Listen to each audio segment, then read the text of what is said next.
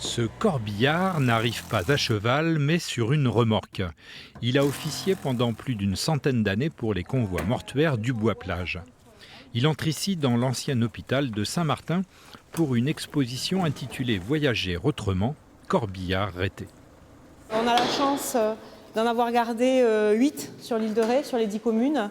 Ils sont tous différents, les communes en ont pris beaucoup soin, parce que c'est des objets aussi qui ont beaucoup de valeur à la fois, matérielle pas vraiment, mais en tout cas sentimentale presque. Donc voilà, c'est vraiment de très beaux objets. Là on est en train de déballer le corbillard du Bois-Plage, qui a la particularité d'avoir gardé ses plumes d'origine.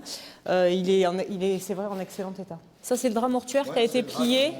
Ces corbillards sont le témoignage de pratiques et de traditions. Imposé par décret en 1804, le but était que les corps soient transportés par le mode le plus convenable. Encore utilisé au début des années 1980, à chaque décès, l'un de ces corbillards partait en procession à travers les rues rétaises, direction le cimetière. Les gens finissaient souvent leur vie à la maison et ensuite ils étaient gardés, veillés, puis enterrés dans un climat aussi de relative mutualité, entraide, puisque ici sur l'île, les sociétés de secours mutuels avaient un rôle très important dans l'organisation des pompes funèbres. Dans les communes, ces sociétés de secours mutuels jouaient un rôle social majeur. Instant essentiel de confraternité, les funérailles étaient de leur compétence. C'est par cotisation qu'elles finançaient notamment les corbillards.